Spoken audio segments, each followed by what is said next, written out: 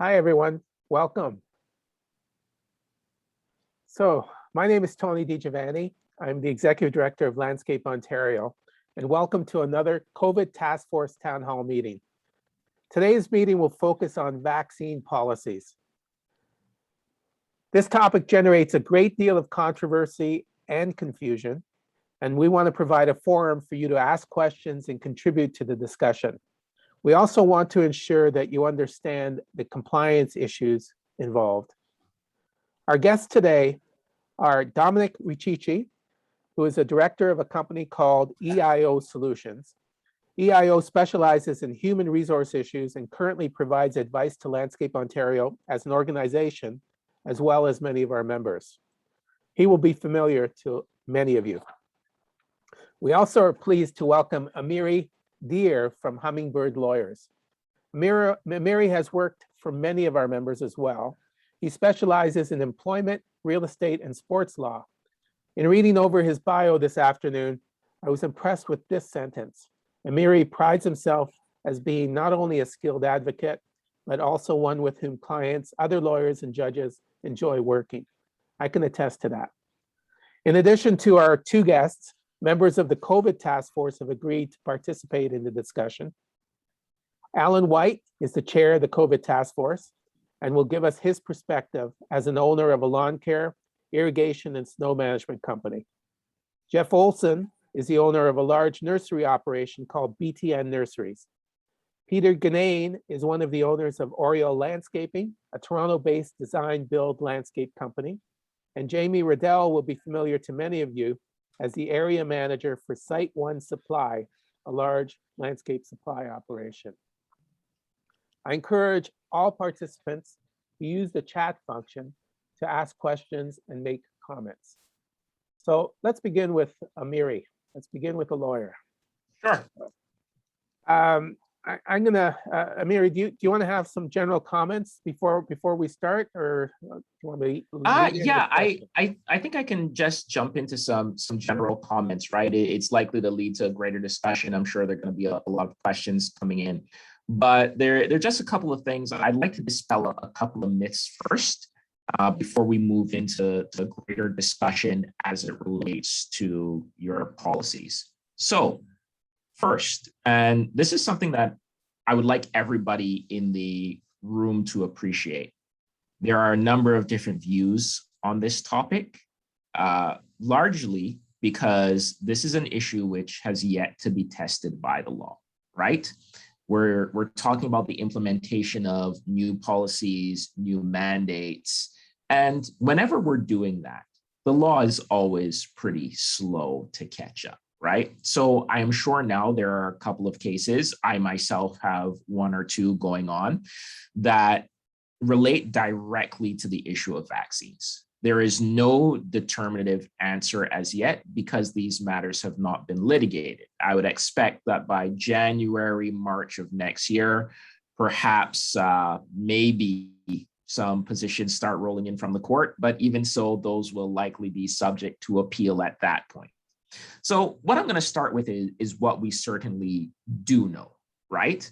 So when it comes to what we do know that a number of industries, and primarily those which are federally regulated, are imposing mandates that employees become vaccinated. Now, what you always have to remember is that those industries which are federally regulated, these mandates are coming down from not the provincial government, but the federal government itself, and how vaccines are applied, or really what employers can insist upon. So for instance, we have the airline saying, okay, it's a bona fide requirement of your employment that you have to get vaccinated because of the nature of the profession, just being that we're going to be in close contact and in close spaces with people, we're requiring you to get vaccinated. So those are areas where vaccines have been mandated with a certain level of authority. Moreover, though, even in the case where those federal employees or employees who are governed by federal law are being vaccinated or are being required to be vaccinated, there are still exemptions in place, right? And those exemptions relate to, or the most topical of those are, of course, the religious exemption and the exemption with respect to medical conditions, right? Just to give everybody a very brief lay of the land, because of course we could talk about this for hours. I certainly can. Dominic knows that we often go through this, but just very briefly to summarize, to be as succinct as possible, the medical exemptions are being restricted to primarily two categories, right? And valid medical exemptions are being given where the person either A, has an allergic reaction to one of the components of the vaccine, or B, that person has taken the first dose of the vaccine and suffered from the myocarditis or the pericarditis, the enlarged heart essentially. In those cases, medical exemptions are being given without issue. In the case of religious exemptions, those are far more limited. For instance, in my research and the work that I've been doing, so far I've only really seen one religion which has a very strong opposition, which has been consistent throughout as it relates to vaccinations, and that is the Church of Scientology. So while I have not handled any cases with members from that church seeking an exemption, just based on historically their stance with respect to vaccines, I would suppose that it may be something which would fly. They'd be permitted an exemption. Of course, I am not an authority on that. And like I said, this is just based on my reading and not practically having advanced that on behalf of any of my clients. That being said, I know there are a lot of employers who want to strongly mandate that employees get vaccines. My view on the area is that, as I started by saying, we can't really align ourselves with the position as it relates to the industries governed by federal regulation, because we are not, right? So we have to take an approach which is independent of that, which really means each and every single one of you at your own individual level, your directors of your company, you have to make that decision for yourself as to how you proceed. Now, when we do that, we want to make sure that we are not offside in terms of the law. Now, of course, as I started my little speech by saying, a lot of this hasn't been tested as yet, right? So you could say, yes, I am going to require all of my employees to get vaccinated, right? And you could say, hey, look, maybe we have a bona fide reason for requiring that. We have to work in teams. We need 2 or 3 people in a truck when we're going to one office. You have to get vaccinated as a bona fide requirement. And of course, we're going to permit you to have legitimate exemptions based on medical grounds or religious grounds. However, there is a problem with that. And the problem being that I certainly believe that that's going to be subject to litigation down the line. Some cases have started already, which say that that is an onerous requirement. So what I'm going to say now, and Dom will get into the real nuts and bolts of how you craft the policy, what I would like to address now is the actual safest method of approaching this right now. And that is this. You have a duty. All of us have a duty as employers, right? Even me sitting down in this office, we all have a duty to ensure the health and safety of our workers. In fact, if we don't, we can get a knock on our door. I'm sure some of us have had it from agents of, the Labor Relations Board following the rules of the Occupational Health and Safety Act, right? That is 100% a duty of all employers, maintain health and safety. So of course, maintaining health and safety means, making sure that we limit the spread of COVID as much as possible. Now, of course, when it comes to limiting the spread, while it's not 100% foolproof, the safest way is to make sure that your workforce is indeed vaccinated. However, there are steps that can be taken which satisfy your requirements under the law to make sure that the workplace is a safe environment that we can take without being as aggressive or without operating in that gray area of the law. And those are simply this. We can encourage all of our staff members to be vaccinated. And that is what I certainly suggest. Now, what we can also do from there is say, sure, we're requiring you, or we would encourage all of you to get vaccinated. But for those of you who are not vaccinated, well, this is the route that you're going to have to take. You will have to continue doing your daily assessment forms every single day when they show up, preferably before they show up. If you have an electronic link where they can set that up and go through the general checklist. No, I have not traveled in the last 14 days. No, I am not experiencing symptoms of COVID. No, I have not come into contact with someone who has COVID or who is experiencing symptoms of COVID. And get that done on a day-to-day basis every time they're showing up for work. And then what we can also do, and this is a topic which Dom will speak about as well, is we can do the rapid testing, right? Just as an extra measure of safety and security, we can require employees to get tested every 2 days just to make sure that they're not harboring the virus and not spreading it. Now, you are going to have 1 or 2 employees. I know this because it's already happened in my practice. You are going to have 1 or 2 employees who are going to come up there and say, hey, look, not only do I not want to take the vaccine, but I also don't want to take the test. I feel as if the test is rather invasive or it contains elements or components that I'm not comfortable putting into my body. At that point, we then have to make individual decisions based on the individual employee themselves. My position on that is that you've offered them options. You have not mandated that they take a vaccine. You've just asked them to cooperate in keeping the environment safe.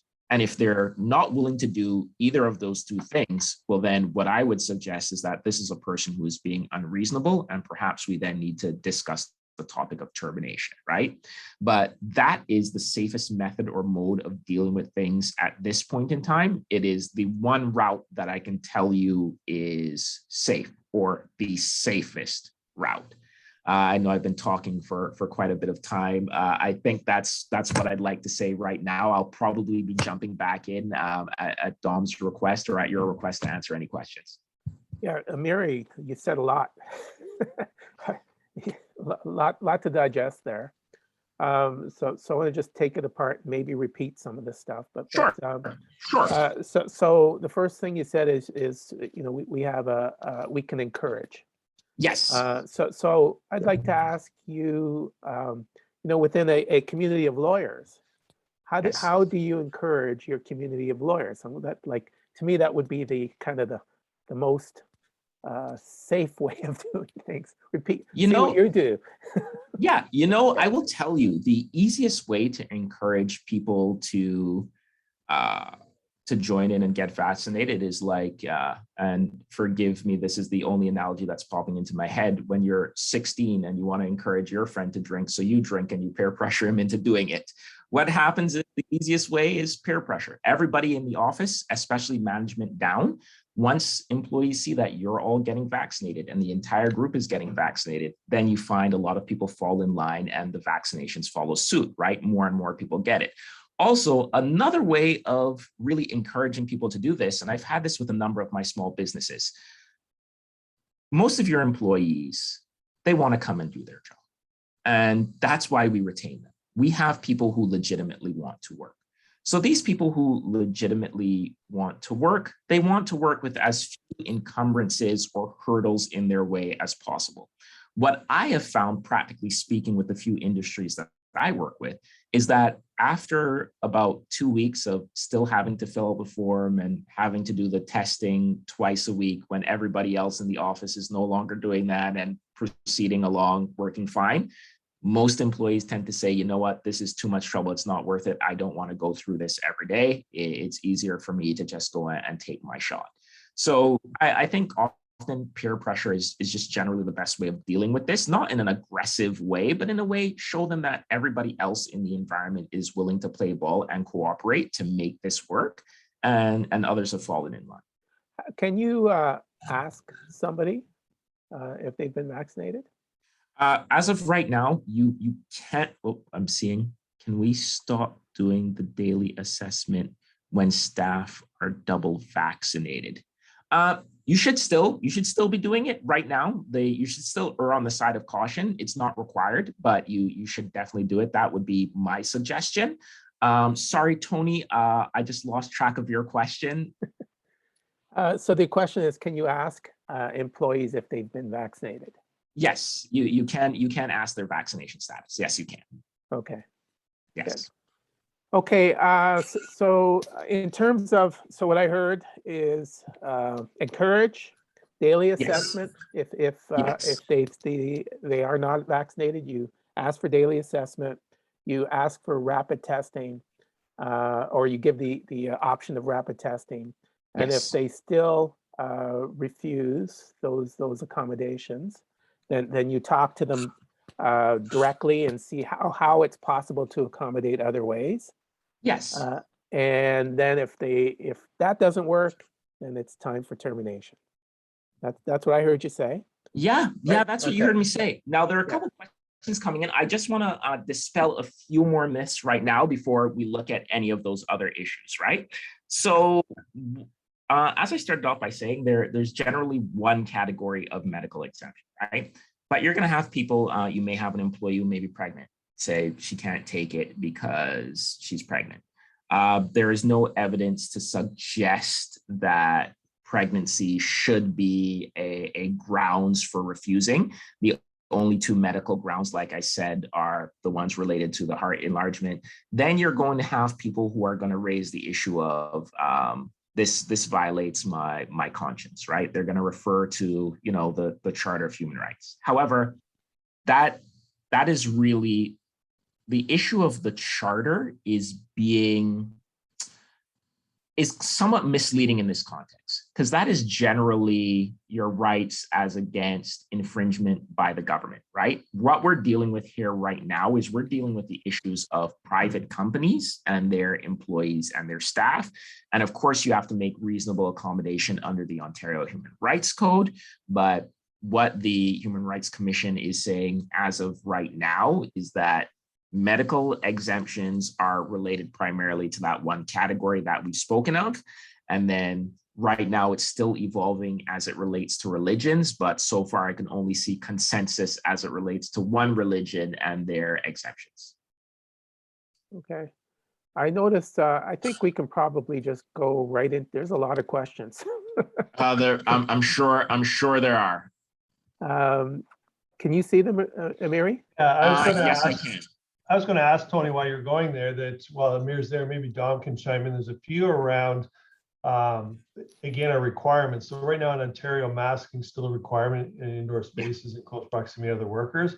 And to my knowledge, under the Occupational Health and Safety Act, we're still required for contact tracing within the workplace for visitors, employees, and others. I haven't seen that relinquished yet based on the vaccination status. So I don't know if that has changed or if you have any further understanding there. So I understand where you were going, Amir, but I didn't know. I don't think we are yet allowed to cease that. No, we have to continue with that. Yeah, okay. And then the other piece that we've dealt with in our forums, we haven't had any opposition, but I see a lot of questions here around vaccination status, Tony. Is that we put it on our questionnaire, and every single visitor to our workplace and our employees asked too, if we're double vaccinated, we want to know who's visiting, if it's suppliers, customers. So we put it right on our digital COVID form, and everybody's been filling it out. But I see maybe you guys could provide some clarity around that question. And the reality is if someone refuses, now our accommodation, our businesses, if they refuse to answer, we just meet outdoors. We don't come into the workplace, but maybe you guys could elaborate on that since there's a few questions related to it. Maybe start with Dom, to give you the floor for a second. We'll go back to the legal side. Well, can you ask someone who's, if they're vaxxed or unvaxxed? Like Amiri said, it is a private setting or a private facility. You can ask, can you refuse them? And I saw there was one question about, can you ask an employee in an interview if they're vaxxed or unvaxxed? Again, If these are things that haven't been challenged yet, because, could someone say, well, you discriminated against me because I decided not to, right? That remains to be seen. So it's kind of hard at this point to actually give concrete answers. Can you ask or can you not ask? That's the long and short of it at this point, anyways. So it's basically, safe to ask, and only if they refuse, then our duty to accommodate. So as long as you have a plan B, either an outside meeting or a law enforcement. I don't know about the employee. You kind of have the choice. It's up to them to prove that they were not hired because of the vaccination status versus. Yeah. Dominic, let's give you the floor a little bit more. So from how does somebody implement an effective COVID-19 vaccination policy? And maybe I'll back off or back a little bit. Do people require by law to have a vaccination policy? Okay. And then answer how do you go about doing one? Okay, well, let me take a step back and just kind of, with my HR hat on here, and just maybe give a little bit of a perspective in regards to this environment that we're in today because of COVID. It's really made a lot of people, let's call it uncomfortable. Obviously, it's segregated a lot of people in regards to vaxxed and unvaxxed. It's made a lot of people really think of what their next career path is. It's made it really hard for employers to maintain the culture that they had maybe pre-COVID. So what I wanted to make sure everyone understands here is I think that number one, should you have a COVID policy or vaccination policy? Absolutely 100%. Why is that important? Is because I think it's really important to make sure that all your employees understand where you're going. Where does the company stand? Here's how we're going to get through COVID, and hopefully sooner than later, there will be no more masks and maybe no more vaccinations or whatever the case may be. But I think it's really important right now that the company has to take not a stance, but at least be the leader of your company and make sure that everyone knows where you're heading towards. In regards to how to implement one, I mean, there should be certain things within a vaccination policy as to what the requirements are, what the accommodations are, things like that. How do you implement it? It goes back to my point, back to culture and segregations, because every company may have your anti-vaxxers, and already I've seen it quite a bit where you have employees, I'm not saying fist fighting, but they're doing a little bit of this because you should get vaccinated, and the other one's like, no, I don't have to get vaccinated, and it's happening all the time. And here comes Mr. Employer coming in with a vaccination policy saying, well, you better get vaccinated, or whatever the case may be. You're just going to be putting more of a wedge between your employees. So you really have to overlook the whole thing. And like Mary said earlier, can you force them at this point? Well, no, you can't. Can you encourage them? Yes. What I would suggest is have a plan as to how you're going to encourage the employees. Have a written policy, which I can provide, templates that can be they can be tweaked to customize for each location. And then just let everyone know, here's the policy, and make sure you enforce it. And what's really, really important, again, as Amiri said, is you still maintain your daily check-in, you still maintain your social distancing, and you still retain your masks if possible, just for health and safety reasons. And again, by doing these things, you maintain the culture that, we're doing everything we can to maintain the safety of the employees. Right. And you have that guideline saying, okay, here's the road we're going down. Right. Okay. Mary, did I miss anything there? No, perfect. I'm just going to jump in and perhaps answer three of the questions that have come in, just because I think they flow well with what Dominic has said. So we're getting a number of questions. Okay, a person doesn't want to disclose their vaccination status because of human rights issues. There's no human rights issue related to this disclosing your status. It's either you are vaccinated or you are not vaccinated. That is likely the result of someone being misinformed via. You are entitled, as we said, you are entitled to ask the question, are you vaccinated or are you not? Would I push any further on that if they do not want to answer? No, I would not. I would adopt the safe route. If they do not want to disclose their vaccination status, that likely means that they are not vaccinated. And so you treat them in the same way that you would treat everybody who is not vaccinated. The persons who do disclose their vaccination status, you have a measure of comfort in how you operate with them, right? Like I said, no 100% foolproof method of ensuring that you're not going to receive or transmit the virus, but you can at least breathe a little easier with that. The persons who do not wish to disclose their status until they provide you with a certificate indicating that they are vaccinated, I would make those persons subject to routine testing. And just to answer another question, because I think about 2 or 3 of these kind of work together. Let me just look back in the feed. Okay, people asked about that.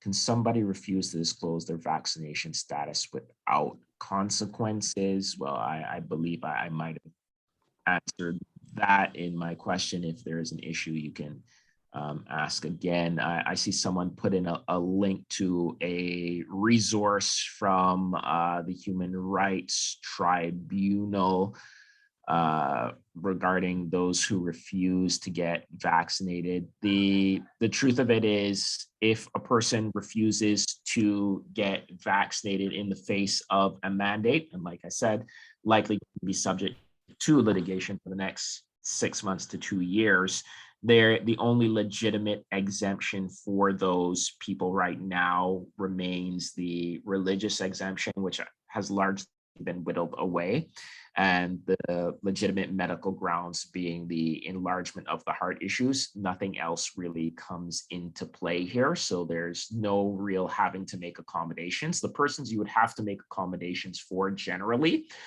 would be those individuals who cannot take the vaccine as a result of those legitimate medical conditions. And ultimately, your duty to accommodate them will mean exactly what Dom and I have put in as the alternative position, which is someone who can't get tested legitimately or doesn't want to will just have to subject themselves to not only the daily screening, which we all should be doing, and as I believe Alan might have said, the continuing to wear masks, etc., but also the added requirement of being tested. Because remember, ultimately, at the end of the day, it's your job to make sure your workplace is safe, right? And you do all things to make sure that that happens, short of violating someone's rights, which this strategy does not. There's another, thank you, Amiri. There's another question. If an employee says that they are vaccinated, can you ask for proof? If they are vaccinated, if they are vaccinated, you certainly should, right? I question an employee who is telling me they are vaccinated, but yet cannot provide proof of it. I would say, unless they're providing you proof in the format that I think most of us who are vaccinated now walk around with a copy on our phone, right? If they are, and they can show you that, fine. If they are not, or if they say they are vaccinated but have not shown you the proof, I think you should treat them like everybody who has not been tested. Yeah. Or has not been vaccinated. Yeah. I want to go to the members of the task force right now, just to see what they've been doing and ask about their experiences. And maybe that'll bring up some more questions in terms of the legal front or the HR front. So I'm going to start with you, Alan. So what did you do in your business? Do you have a policy? How did your employees accept that policy? What are your exceptions and accommodations? All that stuff. Amir and Dominique covered a fair bit of it. It started with culture, so we'd already had culture in play.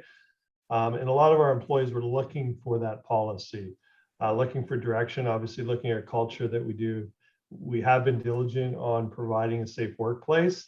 And then I was surprised by a little bit when you hear the news headlines. It was many of my younger team members were pushing for, I guess, greater accountability, greater consistency within the workplace in the early days of it. So we kind of initially came up with a much broader, safer, as Amir kind of alluded to. Surprisingly, we were fortunate, I guess. We had quick adoption within the workplace. A couple stragglers after, but true to the peer pressure, we kind of made it open dialogue. So everybody was kind of talking about it. And then the kind of outliers were starting to feel all of a sudden that they weren't keeping up. They were putting themselves at a greater risk. And we quickly found those kind of hesitant members of our workforce and I think other members of our task force have shared similar experiences. There seemed all of a sudden be a last minute, I need to book time off to go get vaccinated. And in 2 weeks, I got my next one coming. But we also did, similar to what Amir suggested, our duty to accommodate had stricter protocols in place. We quickly reached out to Chamber of Commerce. We got the rapid testing. We got our health and safety team trained on administering the rapid tests. So they're visible, they're here, it's an option. Surprisingly, we haven't used them because nobody's not vaccinated now and nobody wants to go through that process on an every other day basis. And again, we've accommodated any suppliers or service that come to our workplace that aren't double vaccinated. They're perfectly comfortable being outside. So our staff is comfortable and actually I think feels reassured administering the health and safety policy. They track the forms daily. Anybody shows up, not only to measure the temperature, but they go through and make sure the digital form is filled out correctly and there's no conditions that would require an outside accommodation. So we've had a pretty good adoption here, I think. I should have let you go first, what did Alan. I do wrong? That was perfect. That was perfect. I should have let you go first. Very helpful. I do notice that there is a complex and layered question in the chat regarding a member, a maintenance company, who is being required by their client to have all of their employees vaccinated. So how do you deal with that?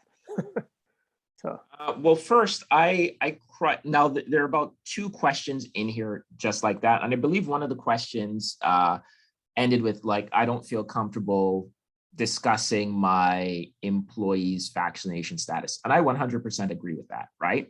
I would be very wary of disclosing any personal information. There's PIPEDA, there's a whole bunch of legislation that, talks about keeping these types of things confidential. So I do understand that hesitance, and I wouldn't be sharing that information either. I would be adopting the same approach that's in the chat, whereby they inform them of all the measures that are taken to ensure health and safety, testing, etc. Now, of course, when we're dealing with a client, it's an issue of your client is free to enforce the rules that relate to their own premises, right? A client can rightfully say, hey, look, I don't really feel comfortable with people who aren't vaccinated. I want everybody who's coming here to do work to be vaccinated. So that's putting the employer here between the proverbial rock and a hard place.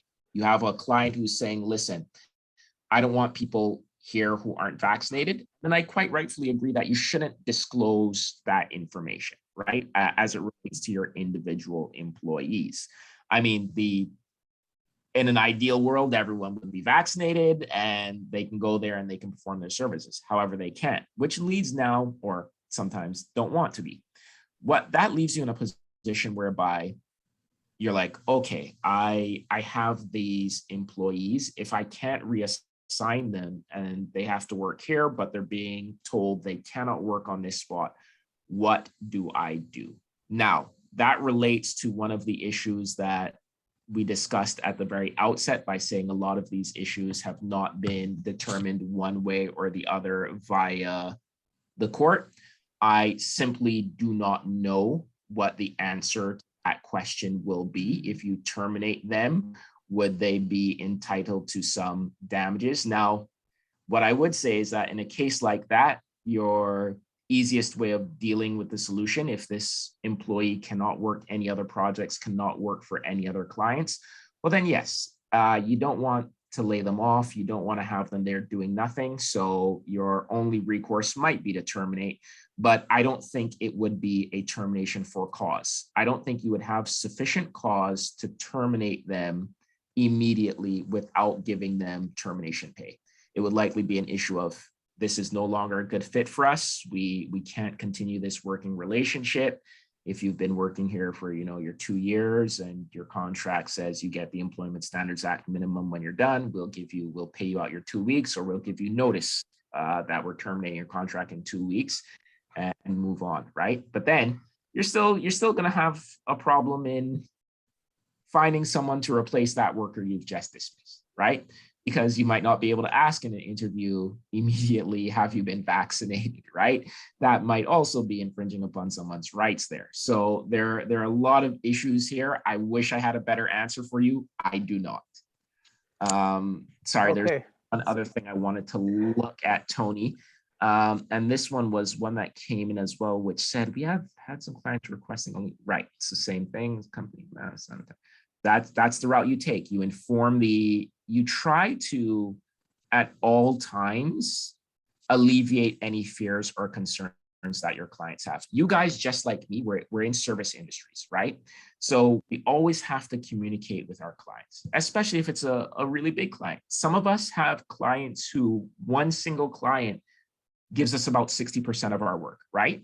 We always have to make sure that we're constantly building and maintaining those relationships. And it might offer some comfort and security if, as I was just doing, you go through point by point exactly what you are doing to ensure safety. I'm going to just underscore this question a little bit. So a client has asked you to divulge or to make sure that everybody on that site is vaccinated, even if they're working outside. And so like, what is that? What is the appropriate response to that? Like, you're not going to give up. You're not going to divulge private information. They can't force the contractor to divulge private information. Exactly. So how does, like, what's the outcome of that?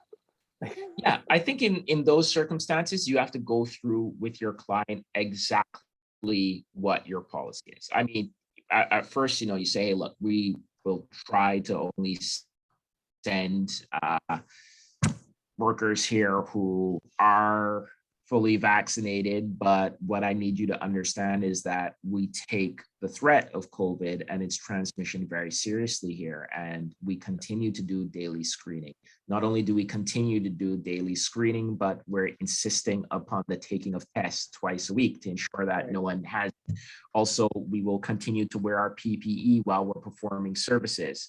And of course, telling them that the risk of transmission outdoors is limited anyway in that environment, and that at all times your workers will effectively social distance themselves from anybody else around, right? I think that's the best That's that a discussion in this situation without trampling on your workers' rights. right? And the contract part, I mean, I guess that's another complex issue. Anyway, Jeff, I'm going to bring it to you now. What was your experience in your operation? How did you encourage members? Well, we put in a policy around August 15th with a deadline of October 1st for all employees to be vaccinated.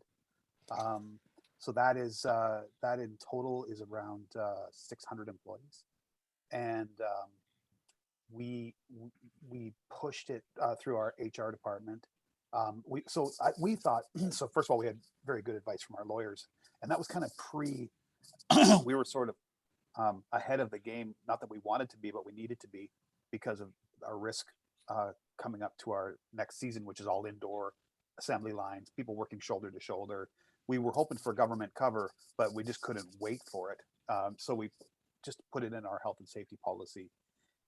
with good advice and gave people lots of notice, lots of encouragement, told them the consequences in advance, right up coming up to October 1st of what was going to happen to them. Gave them, so first there was a sign off on the initial policy, not that they would get vaccinated, but that they knew there was a new policy coming. And so we put a new policy out. They had to acknowledge that.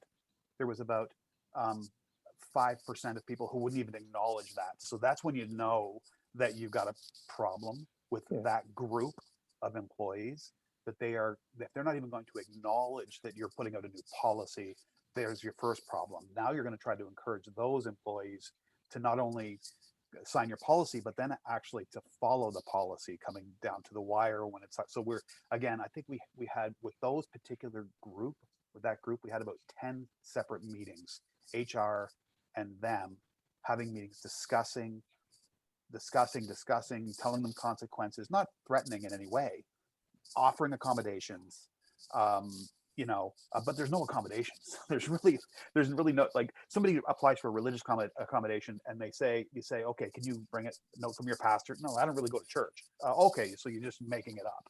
Yeah. And that's normally what we're seeing. So we're down to the wire here, October 1st, and we have terminated, or what we're testing is unpaid leave.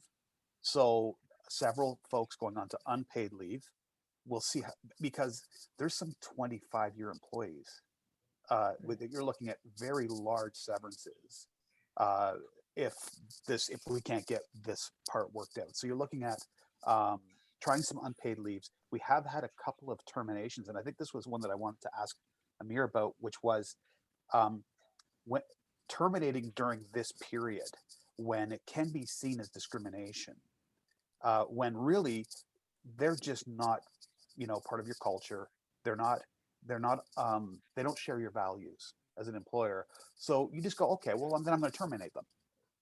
And then they sue you because you haven't, you go over and above the law, but the reality is that they come back and they're looking for 2, 3, 4 times.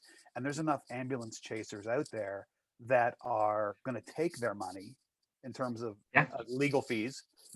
You hear them on the radio or on TV all the time, and they're going to take their legal fees with no hope that they will ever be able to transact on that. But ultimately, as an employer, it's costing you legal fees and it's costing you time to deal with the case. So I guess my question for you is, if you're doing it for cause, or not for cause, but a straight termination at this time, there's really no straight line in terms of what you were saying, the common law, the years times the this times the that. They start talking discrimination. You're into months and years of severance. So let me give you what is likely to be the scenario, right? This is going to be the scenario that will play out most often, right? First, your point is absolutely correct. Dominic and Tony know this about me, straight shooter. I tell everybody all the time, the only people who win, whether it's the employee or the employer, the only person who wins in a protracted lawsuit is the lawyer. The lawyer is the only person who wins in that. We are business people. We're not in the business of running litigation. You don't keep yourself out of litigation at all costs. I make my money out of litigation, but I tell every single client that. Avoid it at all costs. We try to resolve things before they get too contentious. Now, in an instance like yours, if I were the employer, my position would be this. It's going to be hard for them to argue a case of discrimination, but they will try. Now, remember, us as employers, we can fire someone at any point in time. You just have to do it in a certain way, right?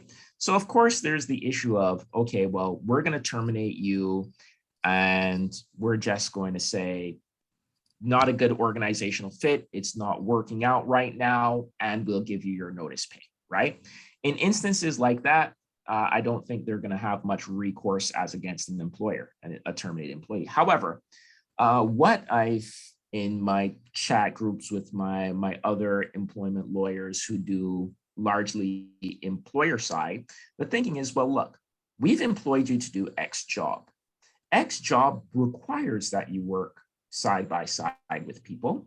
It requires that you work in close environments. And I have an obligation as an employer to protect not just you, but everybody else who works here and also those people who visit me. So you're required to get this vaccine to work. Now, you don't want to get it. It means you can't perform the contract. So you frustrated the contract. If the contract is frustrated, I am free to terminate you now for cause, right? That's the route most of my friends are thinking. I'm sure you've heard something similar along those lines, right? So that is the route that a number of my colleagues are taking. But of course, it's going to come back to, like you said, Jeff, discrimination, right? They're going to claim that, okay, I'm not being discriminated against on one of the generally recognized grounds under the Human Rights Code, but I'm being treated differently as against my fellow colleagues who are vaccinated, and I'm being penalized or punished for my stance. Your argument is going to be their stance is unreasonable. You gave them forewarning, you gave them options, you gave them every opportunity to make this work, and they chose not to. And that is a reasonable route for you to take. I just can't say right now at this point in time, Jeff, how it's going to play out in the court of law. Yeah, that's why we're really testing the unpaid leave part, because those Yes. people who we really, and I'm sure everybody out there has those great employees who just, you need them and you want it and you want them, but you set a policy date and if you don't stick to that date, you're going to look weak as an employer. The other team, part of your team, is going to be upset about it. So we're really testing the unpaid leave part to continue the encouragement to say, hey, we still want you back, but you can't come here until you've adhered with the policy, got the exemption, or just gone and gotten vaccinated. So we'll see how that one plays out. We'll see how it plays out. But something that's very important that you have mentioned, Alan has mentioned, and a very well-written statement in the chat by a Brian has mentioned, good culture will solve a lot of these problems, right? Like you said, you had resistance, Jeff, but most people bought on board when everybody else bought on board and came on board, and we have to keep pushing that. Yeah, Perry, I'm thinking we're thinking at least 16 weeks in terms of unpaid leave, and we'll see how it apparently can go on for a very long time. Yeah. So we'll see how long that. Hopefully they come back before that. We were talking earlier to Dominic about unpaid leave. So how long can you lay somebody off unpaid, Dominic?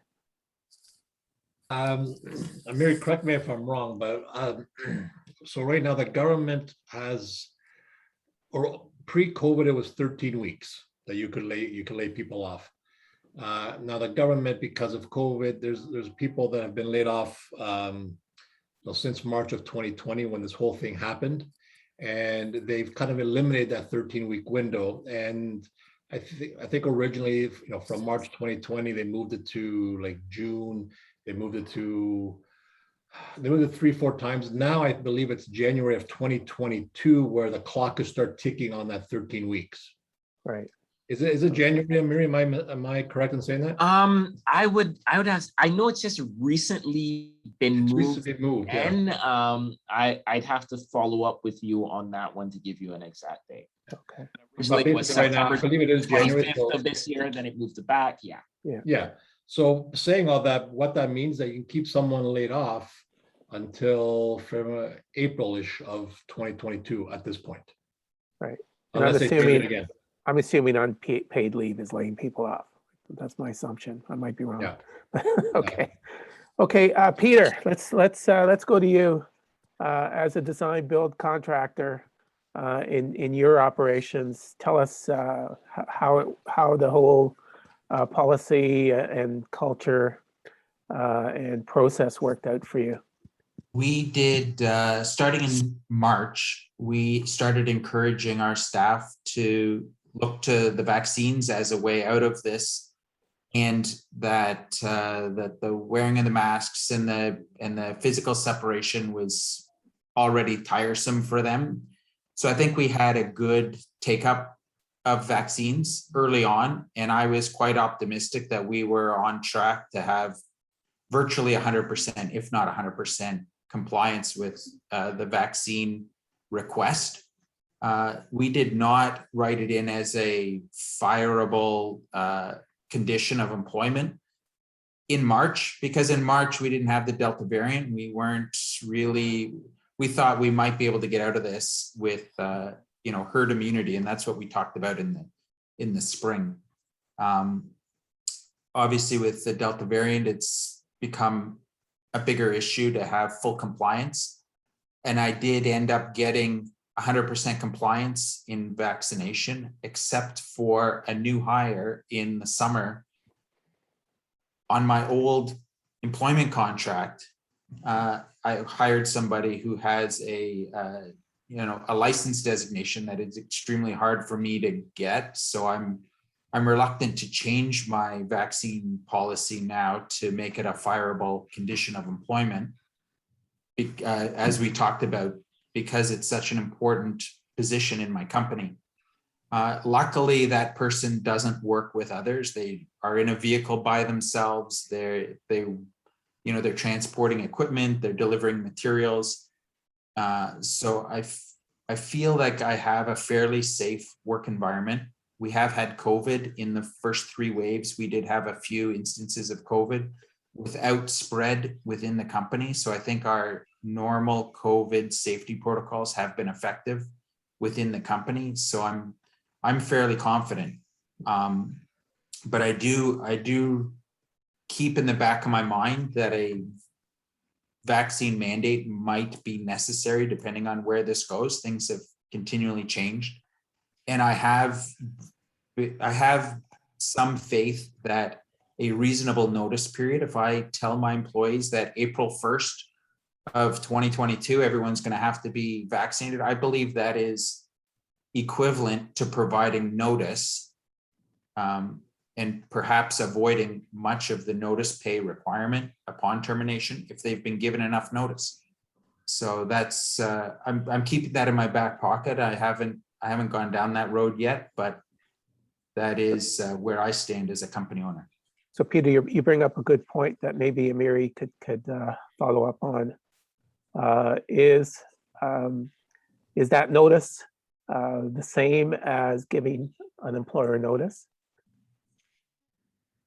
The issue that's going to come with that is that, generally speaking, the notice is something which is very individual in nature, right? Different employees who have worked for different periods of time are entitled to greater or lesser notice periods, right? So for instance, let's say you have me and I've worked for you, Peter, for 6 years, right? Under the Employment Standards Act, I'm going to be entitled to 6 weeks. So you may indeed cover that person entirely, right? And I think in a situation like that, you've written to this person, I would, while I'm sending this as a general bulletin to everybody, I would probably make it specific to each employee, put their name on it to cover that. You're going to cover some, if not all, of the notice requirement, right? However, let's say we have someone who maybe has been working for 12 years and they're under an old contract, so they're entitled to common law notice, which is 1 month for every year that they've worked, right? The notice that you've given them, even if you make it specific to them and in their name, it might not eliminate their entire entitlement, right? It certainly would decrease how much you'd have to pay, and I agree with you on that, Peter, but we just always have to bear in mind that it's never a one size fits all, right? So other employees, the majority of your employees, it might cover whatever notice they're entitled to entirely. Some others, it might not do so, and you still might have to negotiate some terms on severance. Yeah, Okay. no, that's very helpful. Thank you.